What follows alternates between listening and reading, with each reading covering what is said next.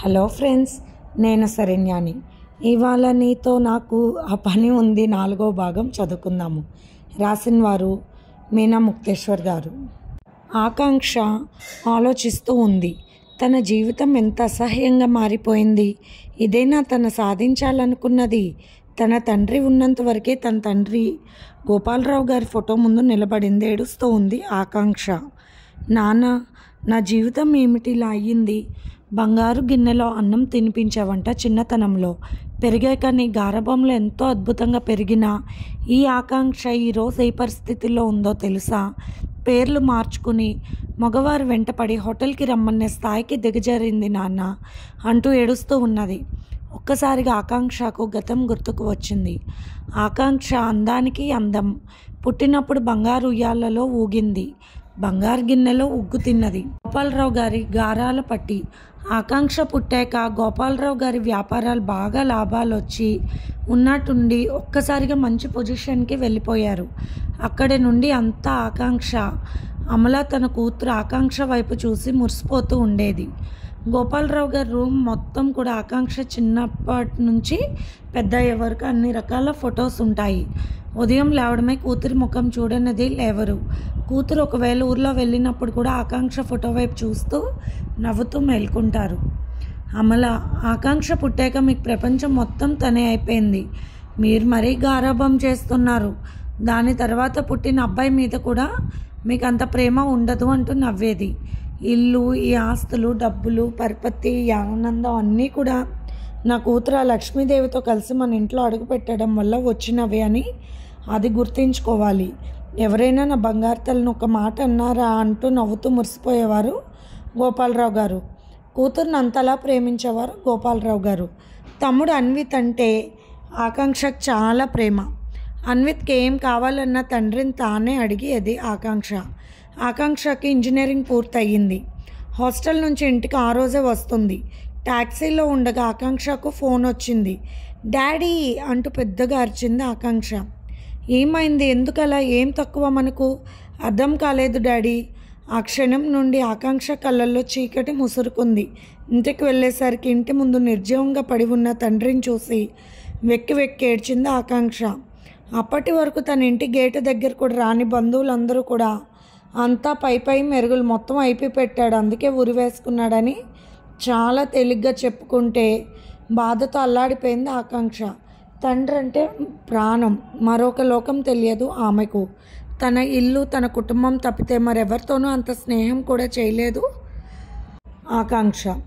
తనకు ఒక luxury suite room ఇప్పించారు నాన్నగారు కాలేజీలో. తండ్రితో అంత అనుబంధం ఉండబట్టి ఏ మాట అయినా తండ్రితోనే పంచుకునేది ఆకాంక్ష. కానీ నాన్న ఏనాడు తమ పరిస్థితి గురించి కానీ మరే విషయాలు కానీ చెప్పకుండా ఎందుకు ఇలా చేశారని బాధపడింది. బిడ్డలకు ఆస్తి ఉండాలని తండ్రి అనుకున్న విషయం కూడా దెబ్బతిన్నది. తన తండ్రి అనుకున్న విషయం కూడా దెబ్బతిన్నది. అధికారులు ఆక్రమించుకున్నారు ఆస్తులన్నీ. చివరికి ఏమీ లేకుండా వీధిన పడ్డారు. కోట్లకు అధిపతులైన గోపాలరావు గారి కుటుంబం. సన్నిహితులు సహాయం చేయకపోయిగా నానా నిందలు వేశారు. దయచేసి నాన్నగారిని ఏమీ అనవద్దు, ఎవరిని సహాయం అడగము అని చెప్పింది అందరికీ ఆకాంక్ష. విధి ఆడిన వింత నాటకం అంటే ఇదేనేమో తెలియదు. ఏ క్షణం ఏమి జరుగుతుందో అన్నది ఎవరూ ఊహించలేరు. పిల్లలను గారాబంతో నెత్తిన పెట్టుకుని చూశారే కానీ గోపాలరావు గారి జీవితంలోని లోటుపాట్లు మాత్రం అలవాటు చేయలేకపోయారు పిల్లలకు. బయటకు వెళ్ళడం తెలియని అమలాకు జీవితం శూన్యంగా కనిపించింది.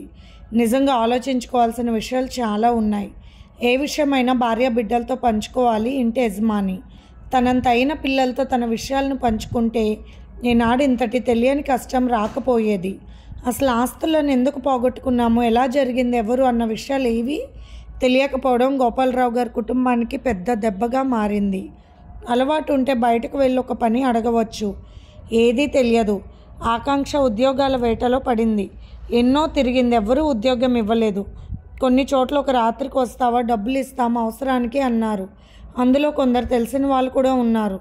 తండ్రి అంత వయసు వాళ్ళు ఉన్నారు. నాపై అందాన్ని చూస్తున్నారే కానీ నా మనసులోని బాధను, నా కళ్ళల్లోని వేదనను ఎవరూ గమనించలేదన్న బాధ ఆకాంక్షకు తన ముఖం ఎవరికి చూపించకూడదేమో అన్నంత పిచ్చిగా అనిపించేది ఒక్కోసారి. ఎక్కడికి వెళ్ళినా ఇదే బాధ. అయితే ఉద్యోగం లేదు, లేకుంటే ఎక్కడికి వెళ్ళినా తన మీద కోరిక కూడిన మాటలు వినలేకపోయింది ఆకాంక్ష. ఆఖరికి ఆమె వెళ్ళిన ఆఫీసర్ అనిరుద్ధ్ దగ్గరికి వెళ్ళింది. ఉద్యోగం అడిగింది. ఇంత అందంగా ఉన్నారు, స్పెషల్గా నా వర్కే మీరు వర్క్ చేయగలిగితే మీకు జీతం చాలా ఎక్కువగానే ఉంటుంది అని చెప్తున్న అనిరుద్ధ్ కళ్ళల్లోకి చూసి తల దించుకుంది ఆకాంక్ష. మామూలు అందం అయితే కొన్ని రోజులతో ఆ ముచ్చట తీరుతుంది, కానీ మీలాంటి అందగత్తే అద్భుతం అన్నాడు అనిరుద్ధ్. ఆకాంక్షకు కోపం బాగా వచ్చింది. అప్పటిదాకా ప్రతి ఆఫీస్లో కూడా తన పడ్డ మాటలు అన్నీ కూడా ఒక్కసారిగా ఆమె మనసులో దావాలనంగా రగిలిపోయి మాటల ద్వారా వచ్చేశాయి. ఏం సార్, నిన్న మొన్నటిదాకా కోట్లకు అధిపతి గోపాలరావు గారి అమ్మాయిని నేను కూడా. ఈరోజు నా పరిస్థితి బాగోలేదు. నా తమ్ముడు చదువు మధ్యలో ఉంది. దానికి తోడు అమ్మకు అర్జెంటుగా ఆపరేషన్ చేయించాల్సి ఉంది. నాన్నగారు ఉన్నప్పుడే చేయాల్సి ఉంది, కానీ ఆ అమ్మ ఆరోగ్యరీత్యా ఆలస్యమైంది. అందుకే ఉద్యోగానికి వస్తున్నాను. నిన్న మొన్నటిదాకా ఎన్నో సుఖాలు నాకు తెలుసు, కానీ ఈరోజు ఒక ముద్ద కోసం ఎంత బాధపడాలో తెలుస్తుంటే భరించలేకపోతున్నాను అన్నది కన్నీరు పెట్టుకుంటూ ఆకాంక్ష. అనిరుద్ధ్ చూడటానికి అందమైన మనిషి రూపులో ఉన్నాడు, కానీ గుణం మాత్రం రాక్షసులా ఉందని బాధపడింది. మీ దగ్గర ఉన్న సంపద మీకు తెలియదని తెలియజేశాను, కానీ మీరు నోటుకొచ్చినట్టు మాట్లాడారు. మీ మాటలు వెనక్కి తీసుకోలేరు. నన్ను ఒక మాట అనే ధైర్యం ఎవరు చేయలేదు ఇంతవరకు అంటున్న అనిరుద్ధ్ కళ్ళు ఎర్రగా ఉన్నాయి. పరిస్థితులు నాతో అలా మాట్లాడించే సార్.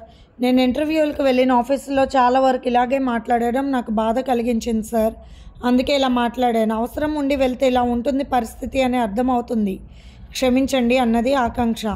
అవసరం మీకు ఉంది, ఆఫర్ నేను ఇచ్చాను, వద్దన్నారు, ఓకే అన్నాడు అనిరుద్ధ్. సార్, కష్టపడి పనిచేయమంటే ఎంతైనా చేస్తాను, కానీ నా అభిమానాన్ని దెబ్బతీస్తే మాత్రం నేను భరించలేను అన్నది ఆకాంక్ష. నిలబడే మాట్లాడుతున్న ఆకాంక్షను కూర్చోండి ఒకసారి, చాలా ఇంట్రెస్ట్గా ఉంది విషయం చూస్తుంటే అన్నాడు అనిరుద్ధ్ ఆకాంక్ష వైపు చూస్తూ ఉన్నాడు. మన పేరులోని మొదటి అక్షరాలు పక్కపక్కనే ఉన్నాయి, గమనించారా? కదూ. ఆ రెండు అక్షరాలు పక్కపక్కన అలా ప్రేమగా పలికితే ఎన్నో అందమైన సరసపూరితమైన స్వరాలు పుడతాయి తెలుసా అంటున్న అనిరుద్ధ్ వైపు చూడలేక తల దించుకుంది ఆకాంక్ష. అవన్నీ నాకు తెలియదు సార్. ప్రస్తుతానికి ఆ అంటే అమ్మ అని, ఆ అంటే ఆపరేషన్ అమ్మకు చేయించాలి తొందరగా అని మాత్రమే తెలుస్తుంది నాకు అంటున్న ఆకాంక్ష వైపు అలాగే చూశాడు అనిరుద్ధ్. నేను చాలా పెద్ద కుటుంబంలో పుట్టాను. నిజంగా నేను పుట్టి బుద్ధి తెలిసాక నీలాంటి అమ్మాయిని చూడలేదు. అందగత్తని కాదు, సంస్కారం చుట్టుకున్న మాటలు మాట్లాడే అమ్మాయిని అని నా ఉద్దేశం అన్నారు అనిరుద్ధ్. నా సంస్కారం నాకు ఒక ఉద్యోగం తెచ్చిపెడితే బాగుండు సార్ అన్నది ఆకాంక్ష. మిమ్మల్ని చూస్తూ మీ పేరు పలుకుతుంటే నాలో ఏవో కాంక్షలు చెలరేగుతున్నాయి అన్నాడు అనిరుద్ధ్. ఆకాంక్ష ఎవరికి ఏ రకంగా అనిపిస్తే అలా అనుకోవచ్చు సార్. అభిప్రాయాలకు ఏముంది, అవసరాలకు పుట్టేవి మాత్రమే. నాకు నా కుటుంబం పట్ల ఆకాంక్ష. ఈ జీవితం ఉన్నంత వరకు ఆత్మాభిమానం చంపుకోకుండా బ్రతకాలన్నదే నా ఆకాంక్ష. నా మనసు శరీరానికి కూడా ఏ మలినం అంటుకోకుండా బతకాలన్నదే నాకు ఆకాంక్ష అన్నది ఆకాంక్ష. మీ మాటలు చాలా బాగున్నాయి, వినటానికి గొప్పగా ఉన్నాయి. మీరింత చిన్న వయసులో ఇంత జ్ఞానంగా ఎలా మాట్లాడుతున్నారు అన్నాడు అనిరుద్ధ్. తల్లిదండ్రులు ఎంతో జ్ఞానంగా మంచి చెడ్డ చెబుతూ పెంచిన పెంపకం వల్ల సార్.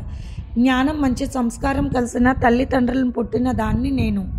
నన్ను పెంచిన నా తల్లి స్వచ్ఛమైన ప్రేమను కాపాడుకోవాలి నేను ఎలా ఉండాలో అని నా తల్లిదండ్రులు ఆకాంక్షించి నాకు ఆకాంక్ష అని పేరు పెట్టారు. అది నేను సాధించాలది నాకు ఆకాంక్ష అన్నది ఆకాంక్ష. చిత్రమైన మీ మాటలు వింటుంటే ఈ కాలంలో పుట్టాల్సిన వారు కాదేమో అనిపిస్తుంది అన్నాడు అనిరుద్ధ్. ఏ కాలంలో పుట్టినా మనం నేర్చుకునే జ్ఞానం బట్టే ఉంటుంది జీవితం అన్నది ఆకాంక్ష. మీరు ఒక రాత్రి నాతో గడిపితే మీకు 10 లక్షల రూపాయలు ఇస్తాను, ఉద్యోగం ఇస్తాను. సంఘంలో మీకు ఒక గౌరవ స్థానాన్ని, మీరు పోగొట్టుకున్న ఆస్తులను కూడా ఇవ్వగలను. నాకు మీరు కొన్ని రోజులు కంపెనీ ఇస్తే అన్నాడు అనిరుద్ధ్ ఆకాంక్ష కళ్ళల్లోకి చూస్తూ. రూపం అందంగా ఉన్నంత మాత్రాన మనసు అందంగా ఉండాలని లేదు. ఇలా ఉన్న మీరు అలా మాట్లాడుతుంటే నాకు చాలా బాధగా ఉంది. మీకు అన్ని సంపదలు ఉన్నాయి, కానీ అసలైన సంపద లేదేమో అనిపిస్తుంది నాకన్నది ఆకాంక్ష తలదించుకుని. ఏమిటి ఆ సంపద అన్నాడు గర్వంగా అనిరుద్ధ్. కేర్లెస్గా ఆకాంక్ష వైపు చూస్తూ అన్నాడు. జ్ఞాన సంపద అంటున్న ఆకాంక్ష మాటలకు కోపంగా చూశాడు అనిరుద్ధ్. నువ్వెవరితో మాట్లాడుతున్నావో తెలుసా? ఇండియాలో టాప్ 20లో నేను ఒకరిని. కేవలం చిటికేస్తే ఏం జరుగుతుందో తెలుసా అన్నాడు అనిరుద్. చిటిక వేయవలసిన పనేముంది సార్? ఏదైనా చెడగొట్టాలనుకుంటే 1 నిమిషం చాలు. మీరు కోరిన ఈ శరీరం మీ సొంతం అవుతుంది. కానీ మళ్ళీ నా శీలాన్ని నాకు అలాగే ఇవ్వగలరా? ఆ శక్తి మీకు ఉందా? ఇన్ని కోట్ల ఎంత గొప్పవారు మీరు, నా అభిమానాన్ని నాకు తెచ్చి ఇవ్వగలరా? అంతదాకా ఎందుకు సార్? ఇక్కడున్న ఈ గాజు బొమ్మ విలువ నాకు తెలుసు. అక్షరాల 2 లక్షల రూపాయలు. అక్షరాల 2 లక్షల రూపాయలు. ఇది పగలకొట్టి మళ్ళీ ఇలాగే పెట్టాను సార్. వేరే ఒకటి తెచ్చి పెట్టగలరేమో కానీ దీనిని మళ్ళీ యథారూపంగా చేయలేరు కదూ. కానీ పగలకొట్టిన బొమ్మను, అదే బొమ్మను నాకు ఇచ్చారు నా కన్న తండ్రి అన్నది గర్వంగా ఆకాంక్ష. అదెలా సాధ్యం అన్నాడు అనిరుద్ కోపంగా. ఈ బొమ్మ నేను విదేశాల నుండి తెప్పించుకున్నాను నాన్నగారితో. అది ఒకరోజు నా చేతిలో పగిలిపోయింది. ఆ రోజు నా కళ్ళల్లో నీళ్ళు చూసి మా నాన్నగారు, పిచ్చి పిల్ల, దాని విలువ 2 లక్షలేనమ్మా, కానీ నా ప్రాణం విలువ నువ్వు. నీ కళ్ళల్లో జారిన 2 కన్నీటి బొట్లు నాకు 2,000 కోట్ల కన్నా ఎక్కువ ప్రేమతో సమానం అంటున్నా. మా నాన్నగారి ప్రేమ ముందు 2 లక్షల ఆ బొమ్మ గొప్పగా అనిపించలేదు. కళ్ళ ముందు పగిలిపోయిన ఆ బొమ్మ నాన్నగారి ప్రేమతో అతుక్కుపోయింది. నా హృదయంలో చెక్క చెదురుగుండా ఉండిపోయింది ఆ అందమైన జ్ఞాపకం. వెంటనే ఆయన హృదయంలో తల దాచుకున్నాను. ఈ డబ్బు, పరిపతి అన్నీ లగ్జరీగా నేను అనుభవించాను సార్. కానీ వాటిపై వ్యామోహం పెంచుకోలేదు నేను. అలా పెంచుకుంటే ఈరోజు నేను బతుకుండేదాన్ని కాదు. నా తండ్రి ప్రేమ నాలోనే ఉంది, అది చాలు నాకు. ఈరోజు మా నాన్నగారు లేరు, అన్నీ పోయాయి. అన్నీ ఉన్నా కూడా నేను నాన్న లేకపోతే ఇలాగే ఉండేదాన్ని. ఎన్నో కోట్ల ఆస్తి ఉన్నా కూడా మా నాన్నను నాకు తెచ్చిస్తాయా? డబ్బు ఏం చేస్తుంది సార్? కేవలం అమ్మను బ్రతికించుకోవాలన్నది నా ఆరాటం. నా తమ్ముడిని చదివించుకోవాలి. నాన్న నాన్న అంటూ పిలిచిన మా నాన్న నాలో చేరి ప్రేమతో, నా బాధ్యతలతో నన్ను నడిపిస్తున్నారు సార్. అంతకు మించి నేను ఏం మాట్లాడలేను. అంటే శీలానికి మీరంతా విలువ ఇస్తున్నారా అన్నాడు అనిరుద్. అవును, స్వచ్ఛమైన తల్లి, తండ్రి, తమ్ముడు. నా కుటుంబం యొక్క ప్రేమ మలినము లేకుండా ఎంతో గొప్పగా ఆస్వాదించాను. అలాగే స్వచ్ఛంగా నా ప్రేమను నా భర్తకు పంచుకోవాలనుకుంటాను. జీవితంలో ఎప్పుడు కూడా తప్పు చేయలేను నేను. మా నాన్నగారు నాకు ఆ మంచి పద్ధతులు నేర్పించారు. ప్రతిరోజు నాకు ఫోన్లో చాలా గొప్ప విషయాలు షేర్ చేసేవారు. ఎందుకు ఇలా మోసపోయారో నాకు తెలియదు అంటూ తండ్రిని తలుచుకున్న ఆకాంక్షకు దుఃఖం ఆగలేదు. ఏడ్చే వాళ్ళని చూస్తే నాకు ఎలర్జీ అన్నాడు అనిరుద్.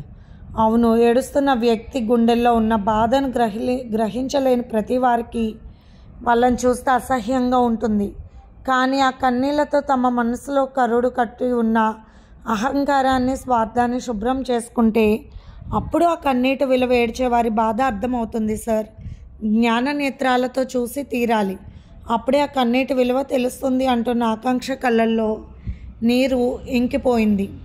అందం చాలా బాగుంది. నీ మనసు, నీ మాటలు నాకు చాలా విచిత్రంగా ఉన్నాయి. నీలాంటి మనసున్న అమ్మాయి ఇంతవరకు పొందలేదు నేను. కన్నె పిల్లలము అని చెప్పేవారు, డబ్బులు ఎక్కువ తీసుకునేవారు. కానీ నిజానికి నాకు అలా అనిపించేది కాదు. ఎందుకంటే ఒక వయసు వచ్చినప్పటి నుండి కూడా నేను రకరకాల వారితో ఆనందాలు చూశాను. కానీ మొదటిసారిగా నేను పొందిన అనుభూతి కలగలేదు ఎప్పుడు. అందుకే నేను నమ్మలేదు వాళ్ళ మాటలు అంటున్న అనిరుద్ మాటలకు తలెత్తి చూడలేదు ఆకాంక్ష. నేను ఎన్నో దేశాలు తిరిగాను. ఎంతో అందమైన అమ్మాయిలు నాతో ఒక రాత్రి గడపాలని ఉత్సాహంగా వచ్చేవారు. డబ్బు కోసం కూడా కొంతమంది వచ్చేవారు.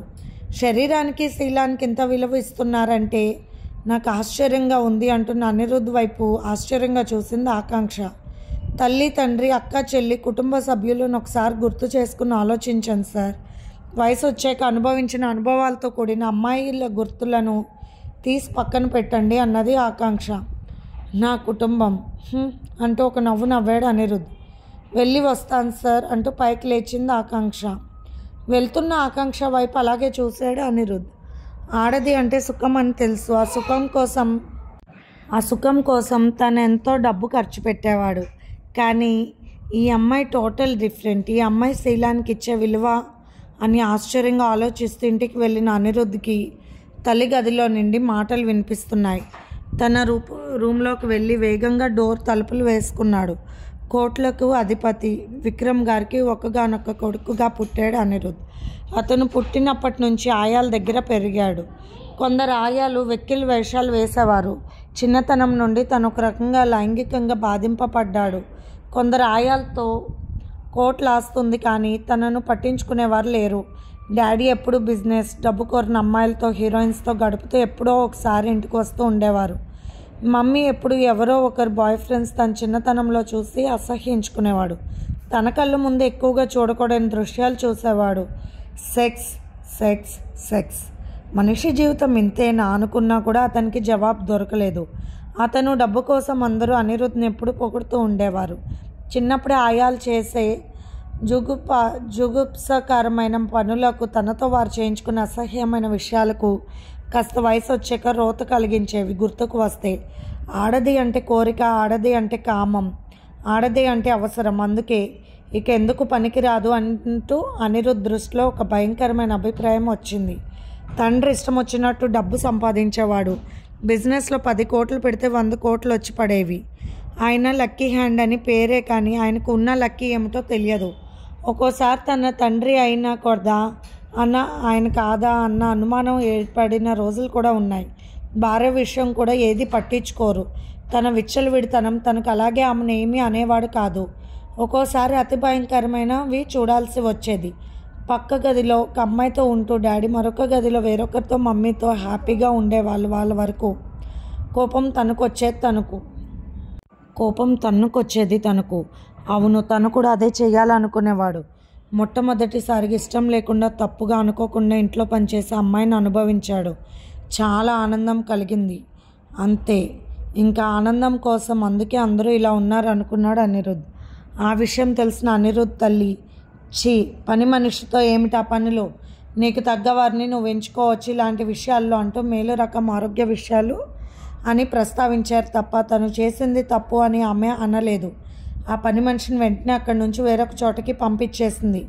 ఆ తర్వాత ఇంట్లో పనివాళ్ళగా మగవాళ్ళని పెట్టింది. కాలేజీలో గొప్ప గొప్ప కారుల్లో దిగుతున్న తన వైపు కొంతమంది అమ్మాయిలు తమకు తామే వచ్చి ఇష్టంగా సుఖపడి వెళ్ళేవారు. కానీ డబ్బు మాత్రం కోరుకునేవారు కొందరు. డబ్బు ఉంటే చాలు, ఏదైనా మన సొంతం, అందుకే నాన్నగారు డబ్బు సంపాదిస్తారు.